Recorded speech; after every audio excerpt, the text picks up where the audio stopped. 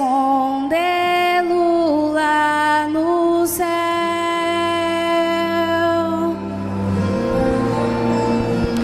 Há um tesouro no final da jornada dessa vida.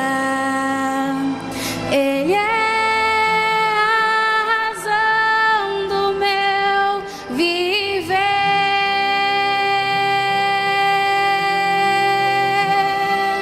Cristo é o tesouro, Ele é a razão pela qual eu vivo. Será o meu tesouro até eu morrer.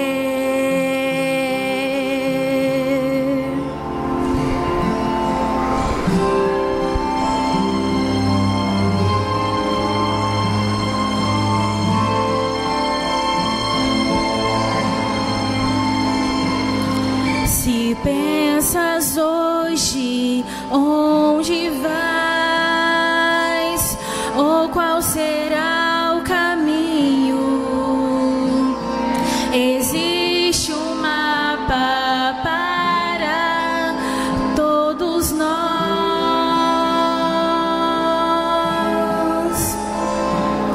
Se aqui na terra ao esconderes, ladrões podem roubá-lo, ou podes escondê-lo lá no céu.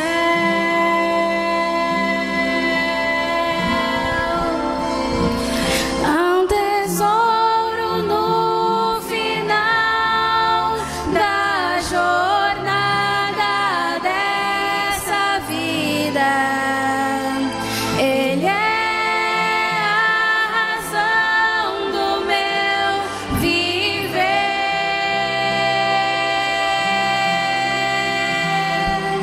Cristo é o tesouro, Ele é a razão pela qual eu vivo. Será o meu tesouro até eu morrer.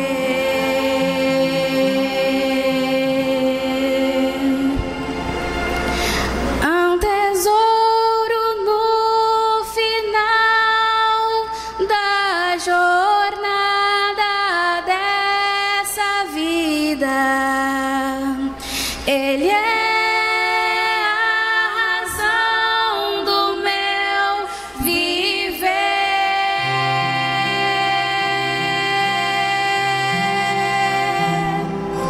Cristo é o tesouro, Ele é a razão pela qual eu vivo. Será o meu tesouro até eu morrer.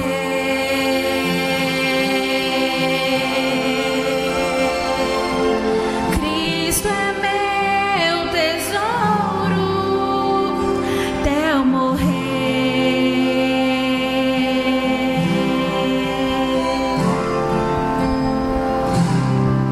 Amém. Amém.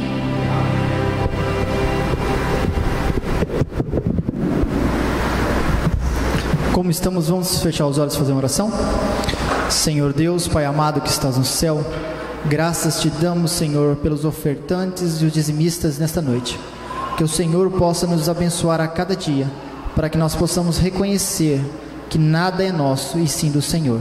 Nós possamos a cada dia de nossas vidas nos dedicar ao Senhor e fazer a Tua obra.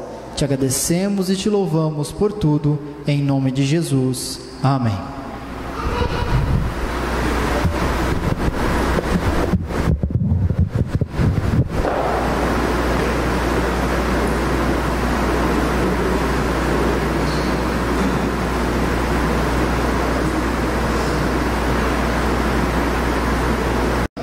E é por essa razão que eu quero convidar a Daiane aqui agora, nesse momento.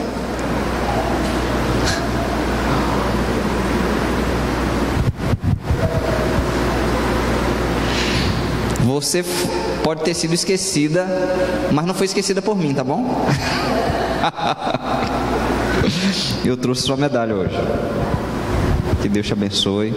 Eu sei que você fez um trabalho maravilhoso, né? Eu sei que teve outras pessoas que te ajudaram, mas você é representante de todas as que estiveram ali com você atuando, e nós somos muito gratos como igreja pelo trabalho que você tem realizado junto aos nossos pequenos. Eles são o nosso maior tesouro, tá bom? Nesse momento eu quero fazer, são um presente da igreja, e é por essa razão que nesse momento eu quero convidar a igreja que se coloca de pé, para que possamos fazer uma oração em agradecimento a Deus pelo trabalho que a Daiane tem feito por nós, pelo trabalho que ela realizou na semana de oração, na Semana Santa, e pelo trabalho que você tem feito junto às crianças, tá bom? Querido Pai, como é maravilhoso termos a oportunidade de te servir, e eu quero agradecer a Ti pela disponibilidade, pelo desprendimento que a Daiane tem tido com as nossas crianças, em procurar levá-las a conhecerem a Ti mais de perto. Que o Senhor possa continuar com ela, abençoando a ela e ao Roberto também, o seu casamento. Que o Senhor possa dar sabedoria a ela para lidar com as professoras, para incentivar as crianças e levar os nossos meninos a terem uma experiência mais viva ao teu lado. Por isso, toma conta dela, de todos os líderes que estão empenhados em qualquer atividade desta igreja, para fazer com que o teu nome possa ser exaltado, e para fazer com que mais e mais pessoas alcancem ao conhecimento da tua graça e encontrem em ti a salvação. Em nome de Jesus, amém, Senhor. Amém. Parabéns.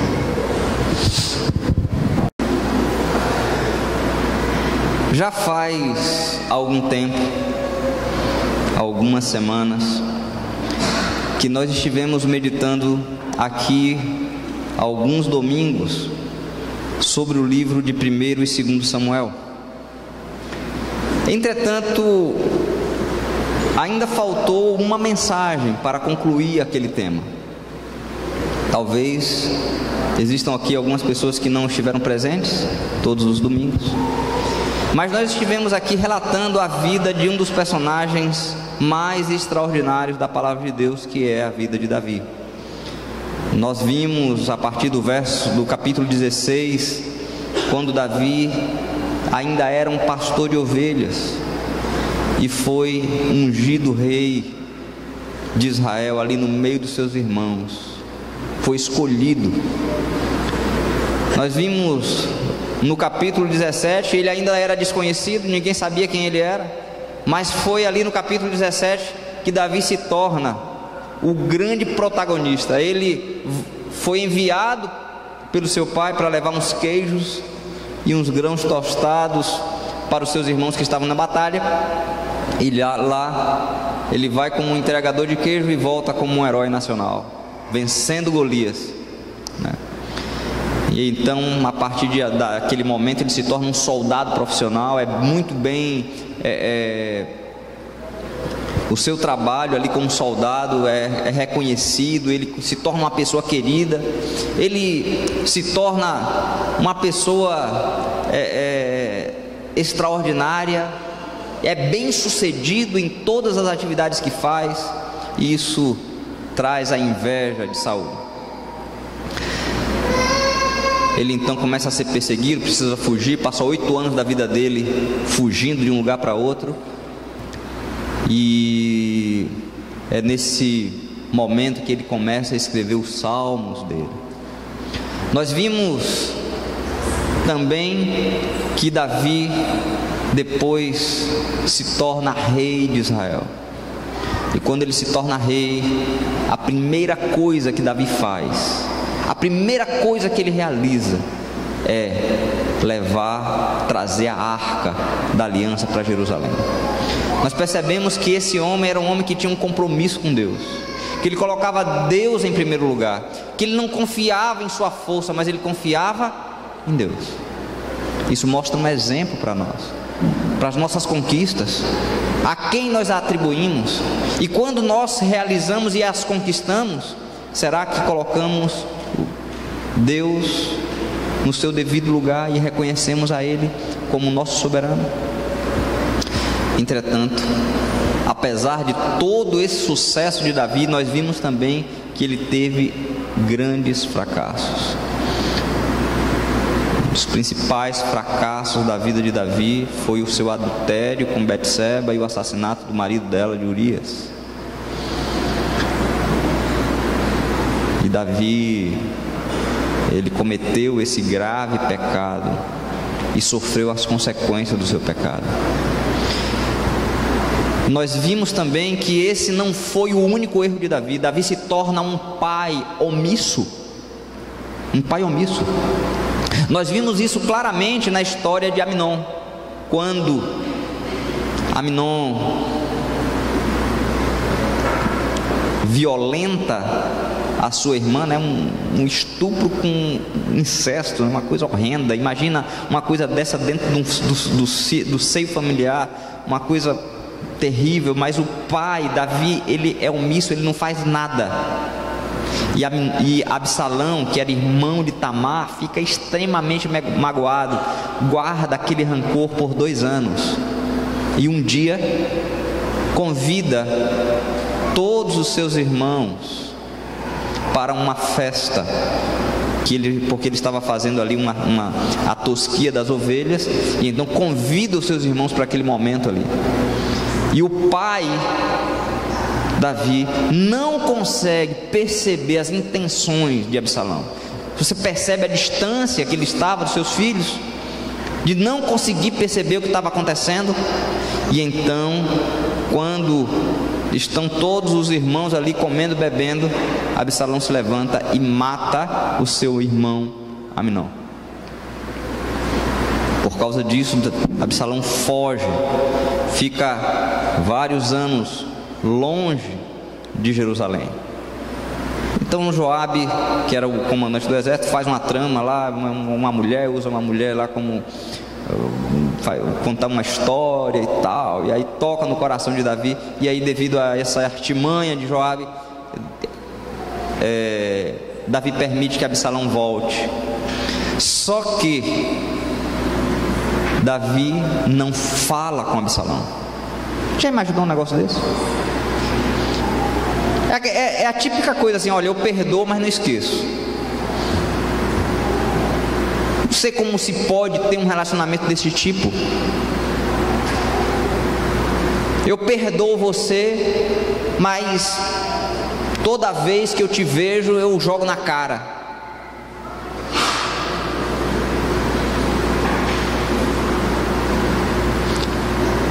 Você consegue imaginar os sentimentos de Absalão para com seu pai?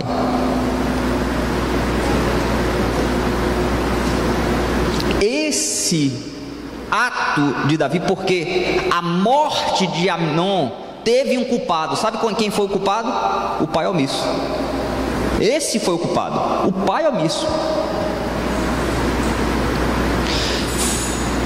E isso levou Amnon a desenvolver um sentimento de revolta para com seu pai. E Absalão então começou, a partir de um tempo, a realmente planejar uma revolução em Israel, no reino de Israel. Absalão é conhecido como aquele que hoje, no meio moderno, são aquele que tenta puxar o tapete do outro. Porque pensa bem, Davi era o rei. Ele estava preocupado com os problemas econômicos, com os problemas financeiros, com as crises, com os inimigos que estavam vindo atacar o reino, e ele precisava dar uma resposta para isso, certo? Então, ele era aquele que começava às 5 da manhã o seu trabalho, e às vezes às 7 da noite, depois que terminava o expediente, ele levava trabalho para casa e ainda estava ali analisando o que ele ia fazer no dia seguinte.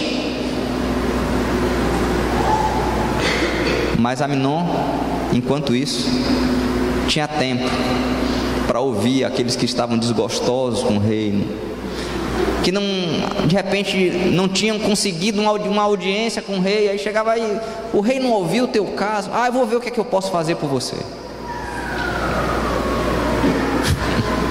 E então Absalão criou uma revolta, né, para tentar usurpar o trono do pai. Houve uma guerra e Joabe, contrariando as ordens do rei Davi, mata Absalão. Várias vezes você vai ver Joabe realizar isso, né? Um homem sanguinário, o general de Davi. E tudo isso nós vemos na vida desse homem. Mas hoje eu quero que vocês comigo venham olhar a Davi no final da sua vida, no capítulo 22. Se você está fazendo ano bíblico, possivelmente você já passou por 1º e 2º Samuel. Se você, durante as semanas que nós estávamos estudando, também deu uma olhada nos capítulos de Samuel, você possivelmente foi tentado a pensar que Davi é o protagonista principal dessa história, da vida pública de Davi, que inicia no capítulo 17 e termina no capítulo 21. É interessante que a história de Davi inicia-se com uma guerra contra os filisteus e termina também com uma guerra contra os filisteus. Mas eu imagino que o capítulo 22 de 2º Samuel, ele foi escrito naquele momento da vida de Davi, já no final da vida dele, ele sentado em seu palácio, ali na varanda do seu palácio, meditando em toda a sua vida.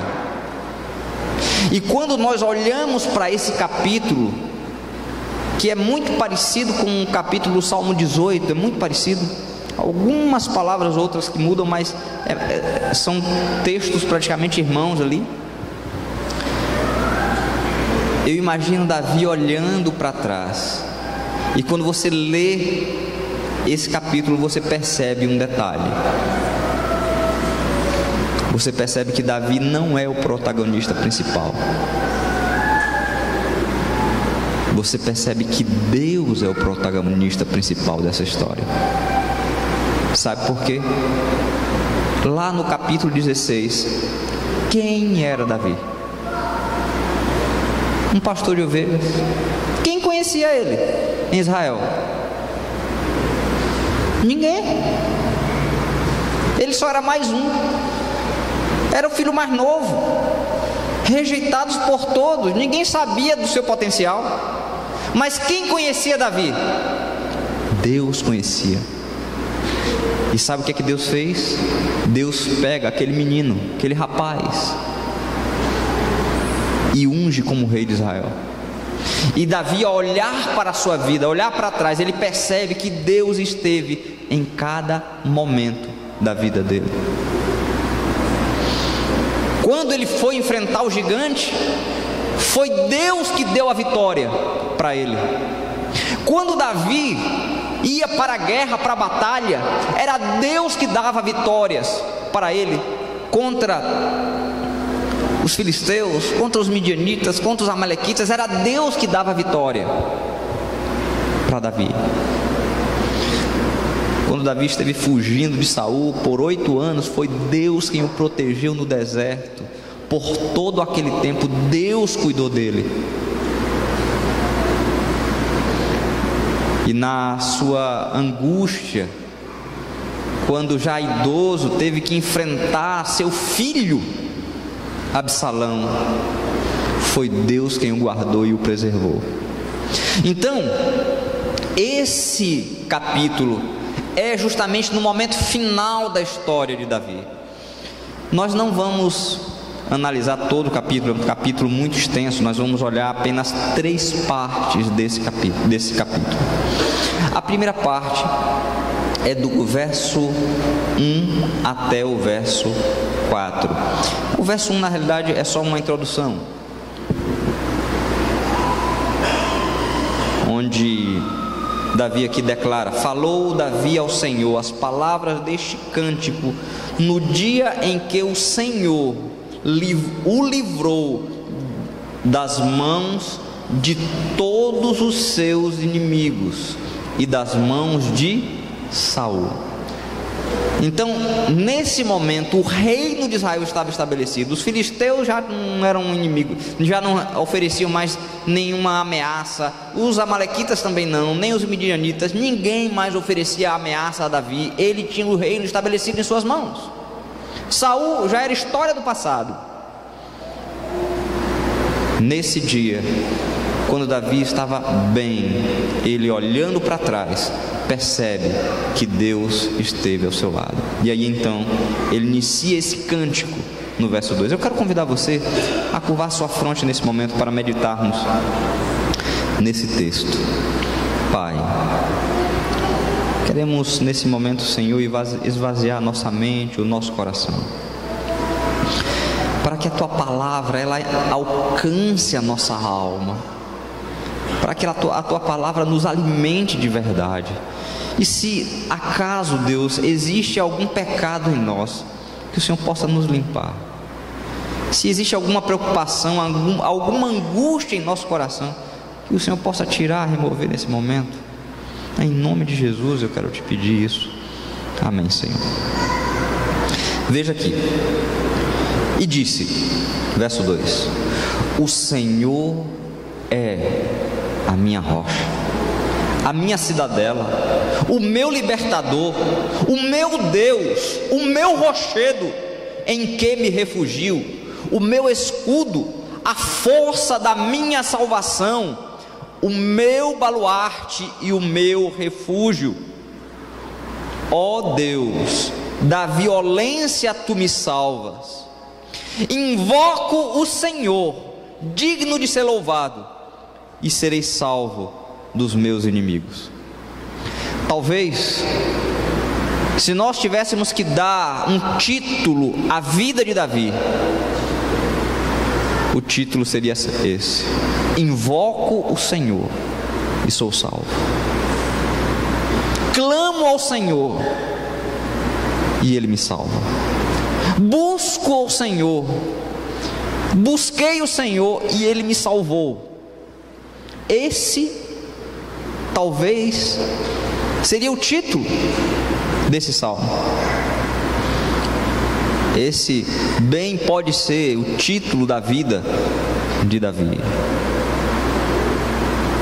Ele foi um homem que confiou plenamente no Senhor. E você? Você tem confiado em Deus? Deus chama você hoje, quem sabe, para fazer uma retrospectiva na sua vida. Às vezes, nós só conseguimos fazer isso muitas vezes quando temos um pouco mais de idade, como Davi.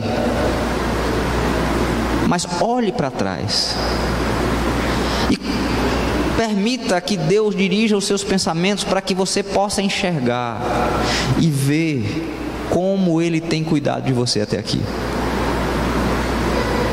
Como Davi, olhando para trás, ele percebe que Deus foi a rocha dele, foi a salvação dele, foi o libertador dele, em todos os momentos da sua vida. Agora, você acha que a vida de Davi foi fácil? Ele não teve nenhuma angústia em sua vida, por ter confiado no Senhor? Por ter firmado a sua vida sobre a base mais forte, que é o Deus de Israel, o Deus de Abraão, de Isaac e de Jacó? Por ter feito dele o seu Deus? Olhe a sessão seguinte, a segunda sessão, que é a partir do verso 5. Veja Veja a descrição que ele faz dos momentos aqui da sua vida. Olha o que ele diz aqui: porque ondas de morte me cercaram, torrentes de impiedade me impuseram terror, cadeias infernais me cingiram e tramas de morte me surpreenderam. Existiam duas coisas que traziam medo às pessoas do tempo de Davi. Duas coisas. Essas duas coisas eram personificadas como deuses na região ali de Canaã, e incluindo a Babilônia também. Um deles eles tinham medo de água, por causa do dilúvio possivelmente. Então havia um medo de que o mar subisse e inundasse tudo, as inundações dos rios. E o nome desse Deus aí que era Iã. Então Davi está dizendo aqui, né, que torrentes de impiedade. Percebem o movimento aí de águas que estavam ali ao seu redor. Não sei se alguém aqui já teve esse medo de se sentir que está se afogando, ou já quase se afogou, ou já viu alguém numa situação como essa. Eu sei que o Valdir quase perdeu a Manu. Foi a Manu, né? Então imagina a angústia que deve ter sido para Manu. Eu lembro, com uns 16 anos, eu estava numa cidade chamada Canavieiras. Tem lindas praias lá em Ilhéus, próximo a Ilhéus, na Bahia, no sul da Bahia, extremo sul da Bahia. E eu sempre gostei de nadar, e eu estava nadando no mar. E eu achava que eu era um bom nadador, né? Então o mar estava bem forte, as ondas estavam bem fortes. Quando eu percebi, eu estava fora da arrebentação já, bem fora, né? Eu não tinha percebido que as ondas tinham me levado tão para fora. As ondas estavam arrebentando lá na frente, e eu estava bem fora, bem longe. Quando eu tentei dar pé, eu percebi que eu estava num lugar muito, mas muito fundo. Você consegue imaginar a angústia, né? O desespero, né? Você começa a pensar em tubarão. Você começa a pensar em tudo quanto é coisa nesse momento, né? Mas naquele momento, eu me segurei com Deus, né? Falei: Senhor, me guarda, me protege. E aí comecei a tentar nadar para voltar, mas foi com muita angústia, né? Muita oração, que eu olhei para todo lado, não via ninguém na praia, estava bem distante. E meus pais não estavam comigo, eu estava comportando com os amigos, estava longe, meu pai estava em Ilhéus na época. Que situação. Mas graças a Deus eu estou aqui para contar a história, né? Só que eu imagino que a angústia de Davi foi muito pior do que a minha. Sabe por quê? Aqui dá a entender, olha, veja a descrição que ele faz aqui, ó. Ondas de morte me cercaram, torrentes de impiedade me impuseram terror. Eu imagino que Davi já tinha perdido as forças, ele não tinha mais força. Ele já tinha nadado tudo que ele podia, e a força dele acabou. E quando a força dele acabou, ele começou a afundar. E nesse momento ele bebeu um pouco de água. Você já bebeu água do mar?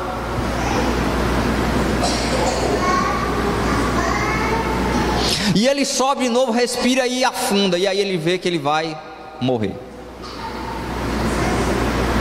Eu não sei se estou falando para alguém que está sentindo algo assim, que está enfrentando um momento como esse, em sua empresa, em seu casamento, em algum negócio seu, na sua vida pessoal, na sua vida espiritual, não sei, no relacionamento com filhos. Pode ser que eu esteja falando para alguém que esteja enfrentando um momento assim. Mas eu quero falar para você o que foi que fez com que a história de Davi mudasse. A outra coisa que as pessoas tinham medo era de um Deus chamado Mote, ou Mote. Esse Deus era representado como se fosse um tamanduá, que vivia nas profundezas da terra, e com a sua língua ele enredava as pessoas e as arrastava para as profundezas. Talvez essa foi justamente desse Deus que surgiu aí a ideia da morte, né? O personagem Morte, que é até ilustrado nos quadrinhos da Mônica, né? Como a morte, né? Mas o fato é que as pessoas tinham medo dessa criatura imaginária, medo da morte. Você vê que ele chega a dizer isso, né, no verso 6: cadeias infernais me cingiram, me enredaram, e tramas de morte me surpreenderam. Então ele estava num momento que ele não tinha mais saída. A água já tinha chegado já não tinha mais solução. Como resolver os seus problemas?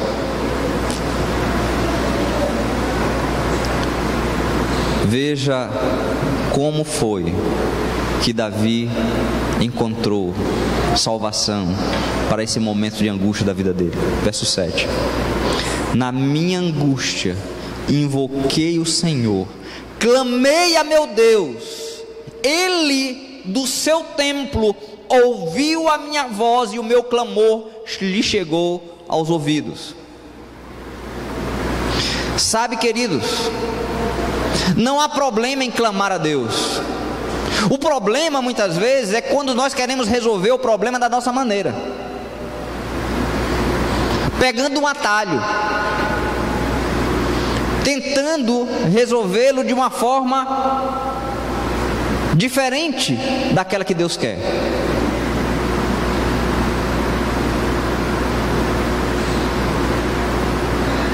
Mas lute com Deus, clame a Ele por socorro, e Ele vai ouvir você.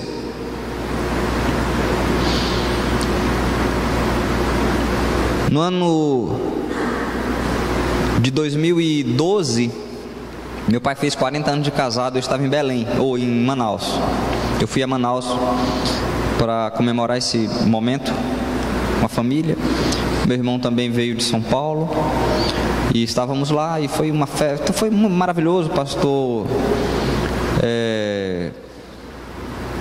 Ali Jofran, que era presidente da associação na época, fez o sermão, muito lindo, o sermão de bodas de Rubi, do meu pai, e foi maravilhoso. Depois terminou, nós tivemos uma confraternização na quadra a igreja do lado da escola, e teve uma confraternização ali, um jantar, e os amigos da igreja, outros amigos que estavam ali, foi maravilhoso. Terminou tudo, meu pai deixou a gente em casa, e nós ficamos aguardando enquanto ele voltou para buscar minha mãe e algumas coisas que tinham ficado ainda ali.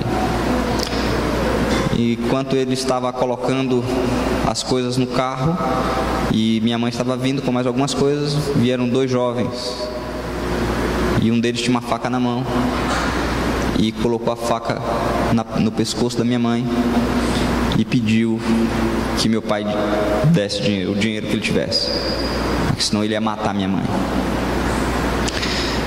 Então foi um momento muito desesperador com meu pai, mas ele conta que no momento que ele viu que minha mãe poderia perder a sua vida, porque ele não tinha dinheiro ali, né? Ele clamou literalmente, com toda a sua força, pelo nome de Deus. Meu Deus, ele gritou, com toda a força do seu pulmão. E ele não sabe como. Aqueles jovens saíram e correram dali. Ele tomou um corte na mão, mas foi a única coisa que teve. algumas coisas sujaram o carro e tudo, mas também foi a única coisa que teve, nada mais, né? Invoco o Senhor, clamei o meu Deus, e Ele do seu templo ouviu a minha voz e me atendeu. E sabe, você vai ver somente 2 ocasiões na Bíblia em que uma pessoa clama a Deus com força e fervor, e Deus responde. E a resposta de Deus é tão tremenda, tão poderosa, tão salvadora, que a terra treme. Essa é uma delas. Veja o verso 8, você vai ver. Então a terra se abalou e tremeu. E a outra vez é em Atos, quando os discípulos estão reunidos, eles oram e a terra treme pela resposta poderosa de Deus ali na vida deles. Essas são as 2 vezes que pessoas oram, buscam a Deus com fervor, e Deus responde de maneira grandiosa e salva ali a vida de Davi. Mas agora eu quero que você olhe, pense na vida de Davi, e agora comece a ler comigo o terceiro trecho que eu escolhi, que é do verso 21 em diante. Veja aqui, verso 21.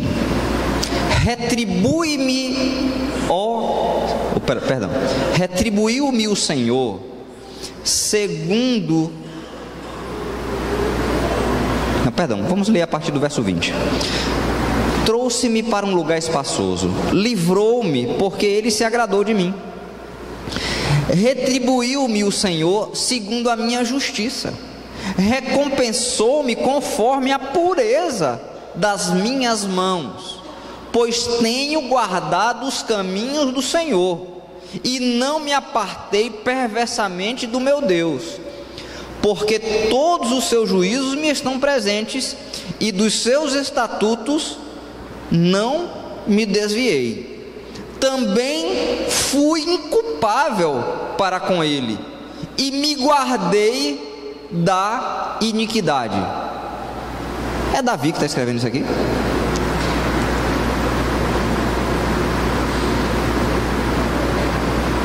Inculpado, pureza de mãos.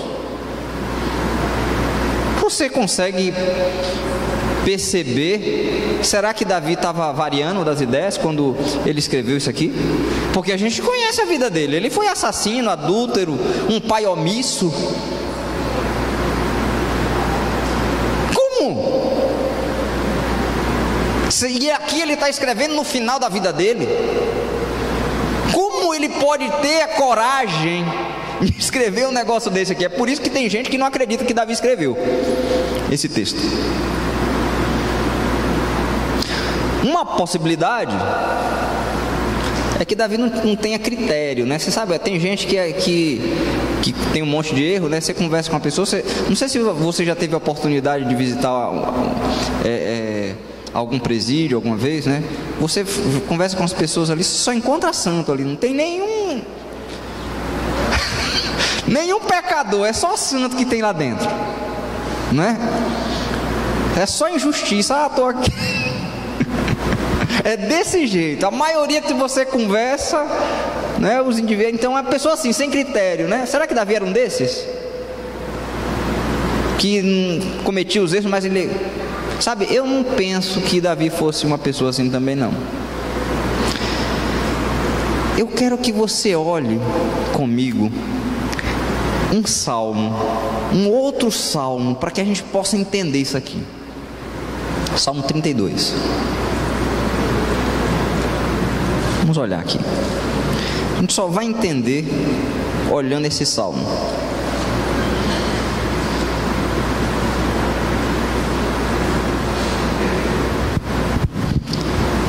Veja aqui, Salmo 32, verso 1 e verso 2.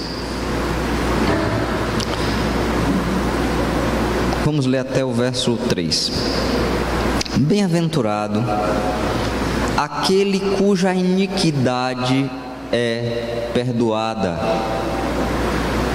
cujo pecado é coberto. E aqui eu quero dar uma pausa para explicar um pouquinho isso aqui. No hebraico existe uma forma de linguagem chamada paralelismo, que é como as poesias eram escritas.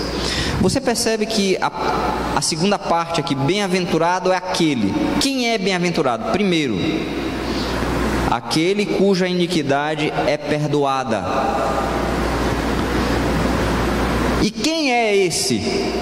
Aí ele repete o pensamento em seguida. Então aí vem o paralelismo.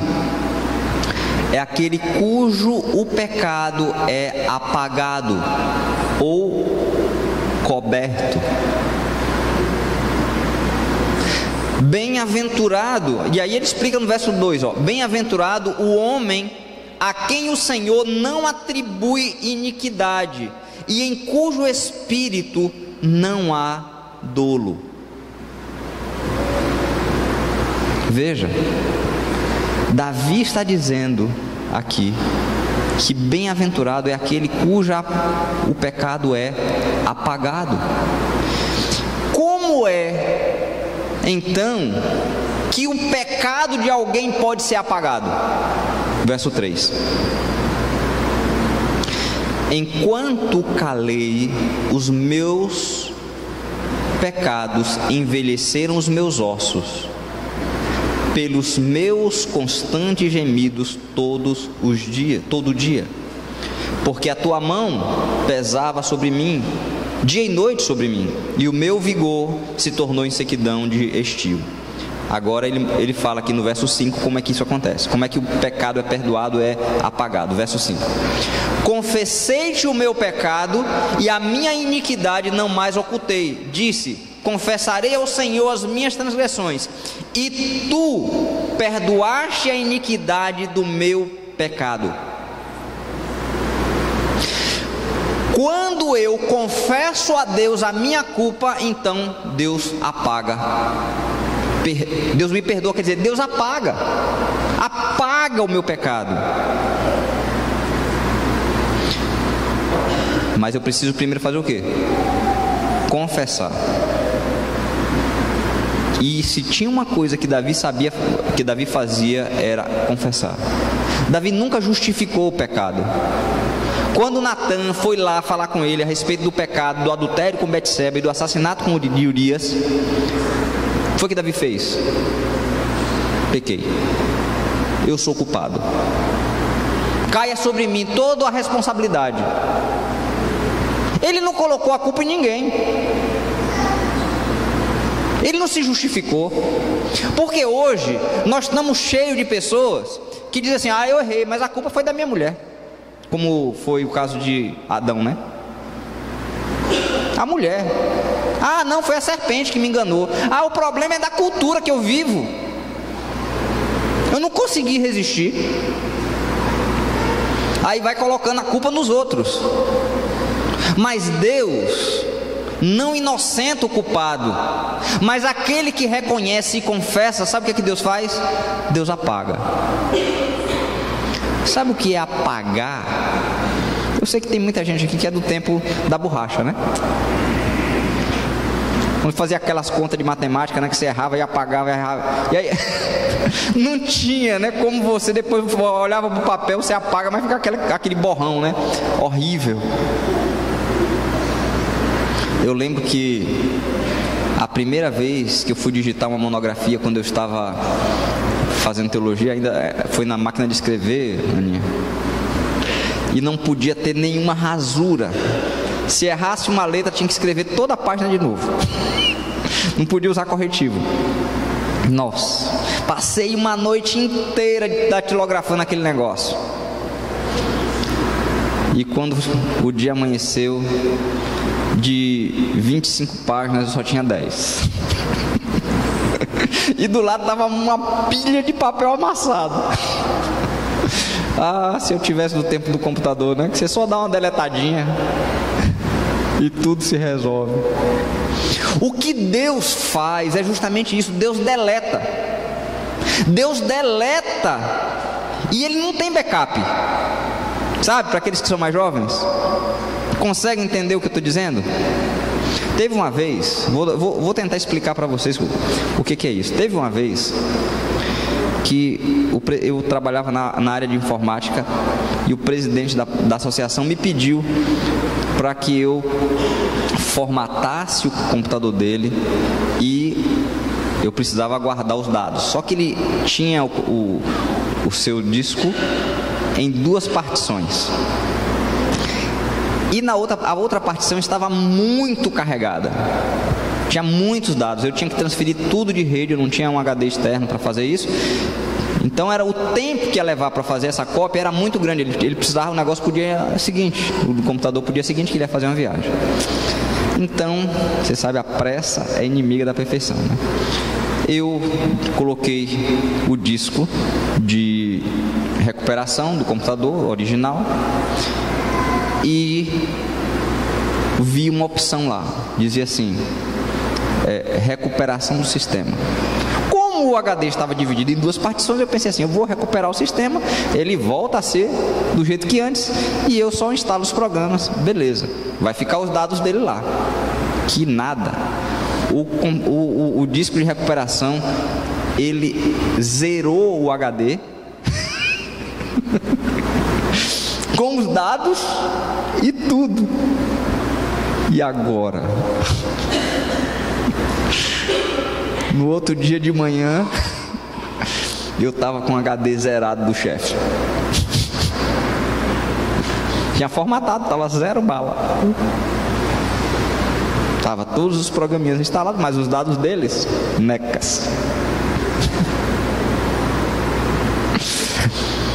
Tem um ditado na área de informática que é bem assim: falta de backup e mancha é igual mancha de batom no colarinho da camisa. Você pode explicar, pode colocar, encontrar justificativa de todo lado, mas nada justifica. É a falta de backup. Mas sabe, Deus, quando Ele deleta uma coisa, Ele não tem backup. Ele não guarda. E é por essa razão que Davi diz, olha, eu sou íntegro, eu sou puro, eu não tenho nenhum defeito, eu sou justo. Ele não está confiado nele, ele está confiado em quem? Em Deus. Naquilo que Deus fez na vida dele. Você consegue entender a loucura que é isso? Quando Deus olha para você, Ele vê você como íntegro, puro, perdoado, lavado. É dessa forma que Deus vê você. Não há necessidade de ficar remoendo os pecados do passado que você já pediu perdão a Deus. Ele já perdoou, Ele lançou nas profundezas do mar, Deus já esqueceu isso. Ele não é como a gente que fica jogando na cara e relembrando. Ele esqueceu. Sinta-se, portanto, perdoado. Sabe por quê? Porque Ele ama você. Sabe, amigo, salvação não é algo que eu consigo através do meu esforço. Salvação não é algo que eu consigo através das minhas lutas para ser um bom pastor, para pregar um bom sermão, para dar estudo bíblico, seja fazendo qualquer coisa. Salvação não é algo que eu consigo com obediência.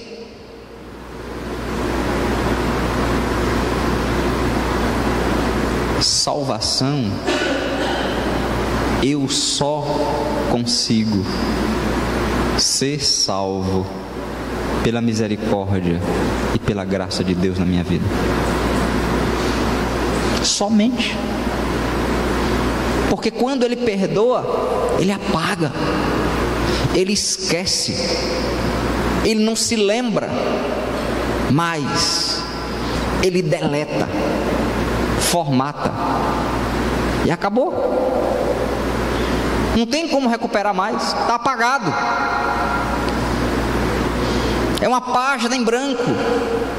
A misericórdia de Deus, ela se renova todos os dias. Ele esquece o passado. Agora, a grande pergunta é: o que você vai fazer com isso agora, meu irmão, ao saber que Deus já perdoou, já esqueceu tudo? O que você vai fazer? Vai continuar vivendo do jeito que você estava vivendo antes? Ou vai se agarrar a esse Deus como fez Davi? Lá no Salmo 51 ele diz, né? Cria em mim, ó Deus, um coração puro e renova dentro de mim um espírito inabalável. Cria-me em mim, ó Deus. Davi, de todos os personagens da Bíblia, talvez é aquele que mais se aproxima de nós, né? Se equivoca, erra, falha, uma vez, outra vez, né? E Deus perdoa. Mas sabe, talvez todos nós nos pareçamos muito com esse lado de Davi. Mas tem uma coisa que eu e você precisamos aprender com Davi: é amar a Deus. Porque Davi, ele foi chamado o homem segundo o coração de Deus, porque ele amou o Senhor de todo o seu coração. Você tem amado o Senhor de todo o seu coração? Que realmente a graça do Senhor possa atuar dessa forma redentora, poderosa em sua vida. Que Ele seja o seu redentor, porque Ele é aquele que te perdoa, e dos seus pecados Ele não se lembra.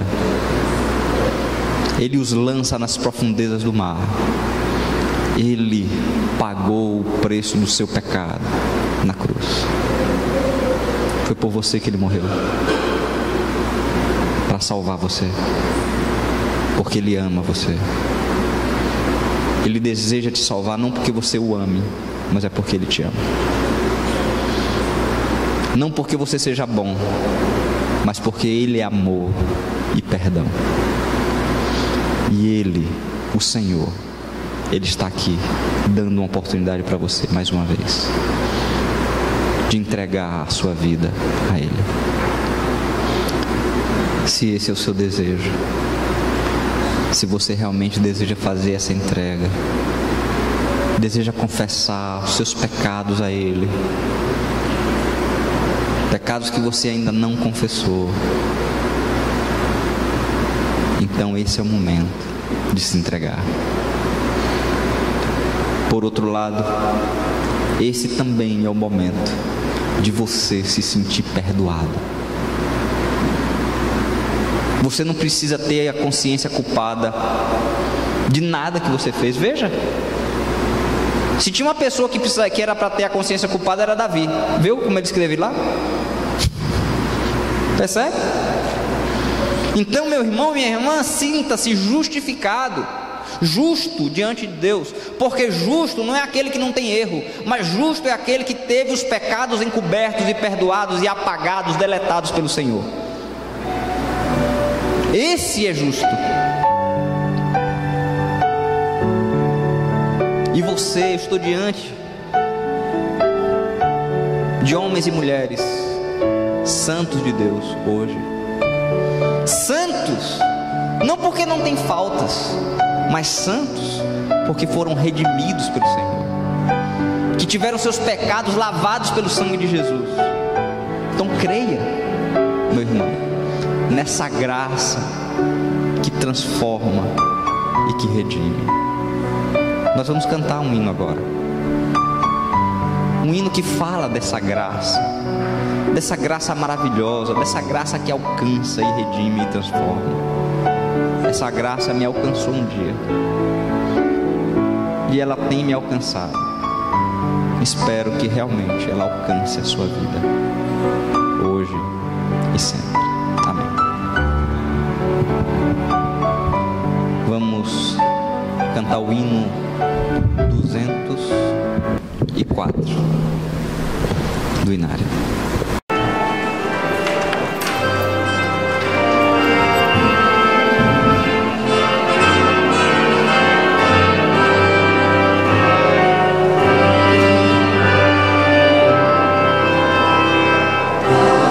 Maravilhosa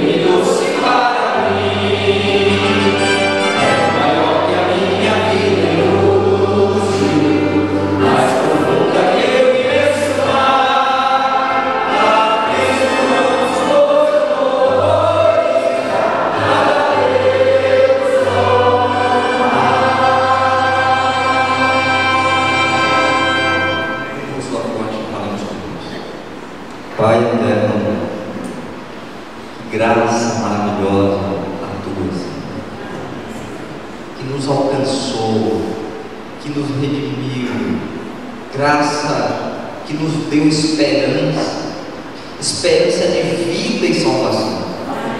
Ó Deus amado, que esta graça nos motive a nos lançar em teus braços e fazer a tua vontade. Que essa graça nos motive a andar contigo cada dia, Senhor. Que essa graça nos transforme mais e mais à semelhança de Jesus. Que a tua graça nos salve e nos redima do pecado, da perdição. E assim, ó Deus, ao sentirmos o teu poder em nós, através de nós, por tua graça salvadora, o Senhor também possa nos transformar em instrumentos de salvação, para levar essa notícia maravilhosa do teu amor, do teu perdão grandioso a outras pessoas que estão perdidas, pessoas que ainda não te conhecem, que ainda se acham presas, encarceradas na culpa, no medo, na angústia, no desespero. Que nós possamos encontrar verdadeira liberdade, Senhor, em Ti, pois a Tua graça nos libera e nos transforma. Vamos voltar às nossas casas na certeza da Tua